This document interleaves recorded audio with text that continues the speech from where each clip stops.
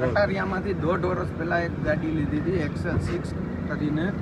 એ ગાડી 11મા મહિનામાં 14 મહિના પછી પહેલા મહિનાની 11 તારીખે ગાડી સરગીમાં સવારે સર્વિસમાં આવી હતી અને રાત્રે મારા ઘરે ગાડી મૂકી ગયા. ત્યાંથી હું 8 કિલોમીટર આનંદ બગલા પાસે પહોંચ્યો અને મારી ગાડી સરગી. સર્વિસમાંથી આવ્યા પછી સરગી એટલે અમે 2 જણા હતા. એમાં હું હલાવતો તો પાછળથી એક ભાઈ આવીને કીધું કે તમારી ગાડી સરગે છે. અમે ઉતરી ગયા, ઉતરી શક્યા અને ઉતરાઈ ભેગું આખી ગાડી સરગી. એટલે મેં ફાયર બ્રિગેડને બોલાવ્યા, બાટલાથી મેં ગાડી ઠારી નાખી. પછી મેં કટારિયા શોરૂમમાં જાણ કરી.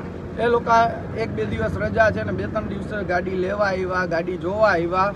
ગાડીની ત્યાંથી બધું કમ્પ્લીટ કરીને ગાડી કટારિયા શોરૂમમાં લેવડાવી. પછી એ લોકોએ મારી આગળ FIR રિપોર્ટ આપણે જાણવા જોગ કરેલી હતી. મેં તો જાણવા જોગ રિપોર્ટ મંગાવી, એમાં ધક્કા ખાઈને રિપોર્ટ આપી. પછી મને મારી પાસે ત્યાંના સર્વેયરો આવ્યા, મને જગ્યાએ દેખાઈ, બધું આપણે કર્યું. હવે ગાડી સરગીથી બેટરી પાસેથી અને પછી એ લોકો ફોગ લેમ્પનો એમ કહી છે કે તમે બહારથી ફોગ લેમ્પ નખાવ્યો એટલે, પણ બહારથી ફોગ લેમ્પ નહીં, ખાલી ફોગ લેમ્પના દોગડા જ નખાવેલા હતા. એ લોકો આગળ લેમ્પાઈ નથી, અંદર લેમ્પાઈ નહોતા.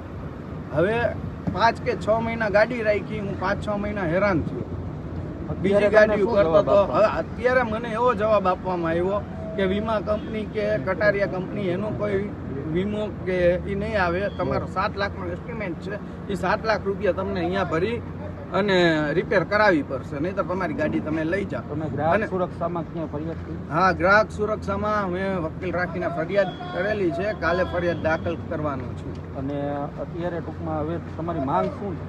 અત્યારે મારી માંગ એવી છે કે આજે હું 5 મહિના મને હેરાન કર્યો. એ લોકોને ખબર જ હતી કે આમ થશે તેમ થશે. તો 5 મહિનામાં મેં 1.5 થી 2 લાખ રૂપિયાની તો બહારની ગાડી મંગાવીને એટલો હેરાન થયો. બહારની ગાડીઓ મંગાવીને મેં ભાડે લઈ ગયો. હવે 5-6 મહિના પછી એમ કહીશ કે તમારી ગાડી લઈ જાઓ અને 3 દિવસ જવાબ આવ્યો. 3 દિવસમાં 50 ફોન આવ્યા કે તમારી ગાડી અહીંયાથી ઉપાડ.